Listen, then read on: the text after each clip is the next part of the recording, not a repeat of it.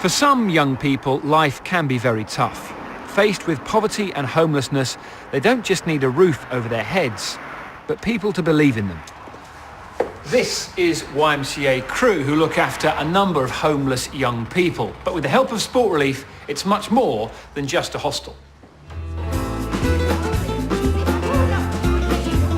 Paralympic silver medalist Steph Reid is taking a break from training, and we're paying them a visit.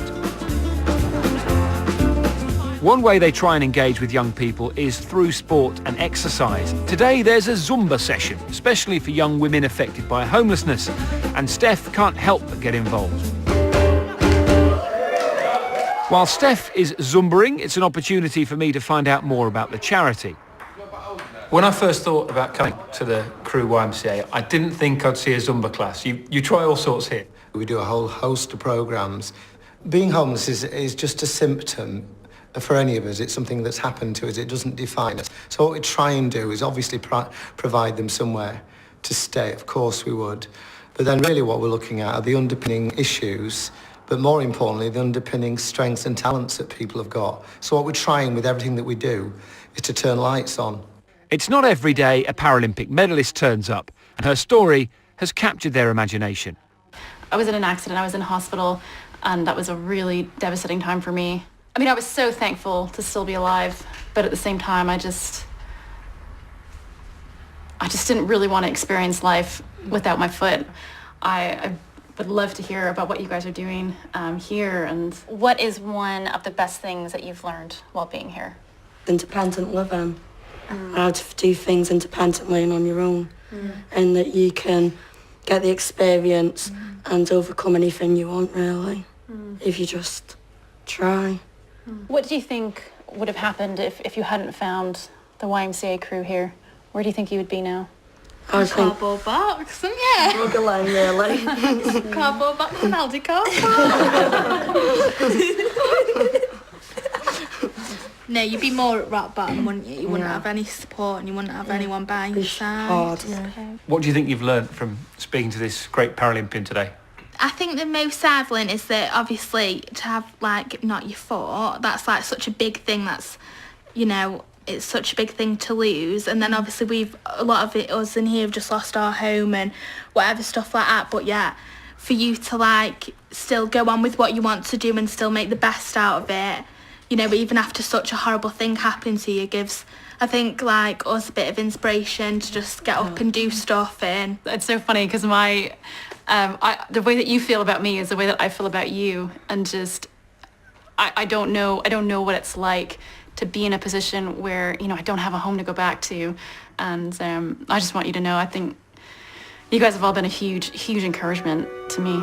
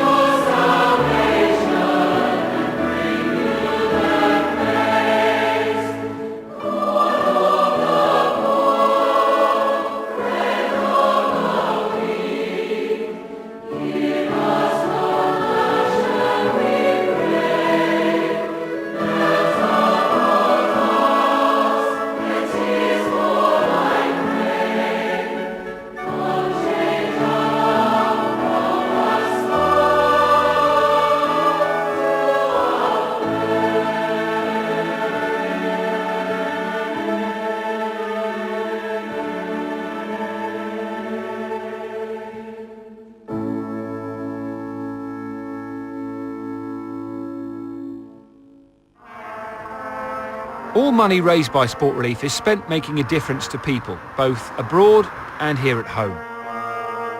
At this church in Cardiff, for example, they support a charity with a special musical way of changing lives. I'm Jan Gould and I'm the priest in charge at the Church of the Resurrection, which is in the parish of Glaneely in the west of Cardiff.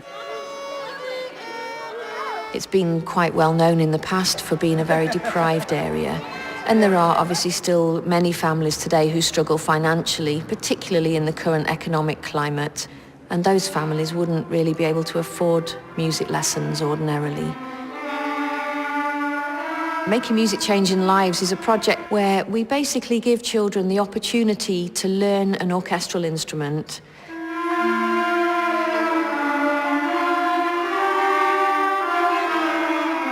When you start, you don't have a clue about how to play an instrument or what you're going to do. And then once they've taught you, because they're really good teachers, and once they've helped you, then it's really easy to play it.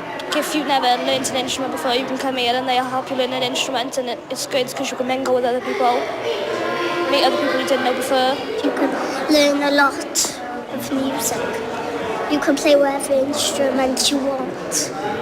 These children are used to performing for each other, but today it's another matter. World-renowned Welsh tenor Rhys Merrion regularly performs in front of the world's finest orchestras to huge audiences. But today, for a special one-off concert, we've asked him to sing with the Making Music Changing Lives Orchestra. But can they pull it off?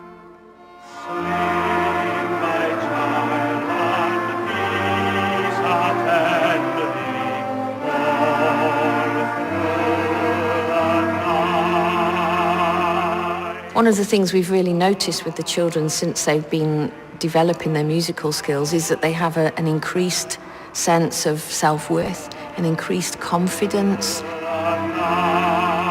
But, you know, how could it be any other way when we put them on a stage and they're playing to an audience and then they get rapturous applause? What does that do to a child? You really can't buy that. It's what the music gives them. For me, music and God are pretty much one and the same thing. It's all about what's deep in our core.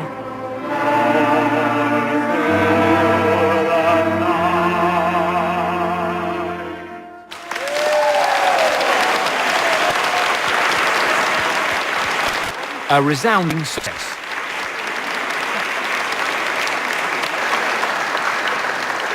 Now then, you are the leader of this orchestra. No, I'm not. You are. And you're, how old are you? 8. 8 years old? And this is my 3rd year, yeah. Wow. So what do you enjoy most about being in this orchestra? What do you enjoy most? Being the leader. Well, there we are. You said you weren't the leader earlier, but you are, aren't you? Yeah. Yes. And you know it's a very important role. No, I'm not.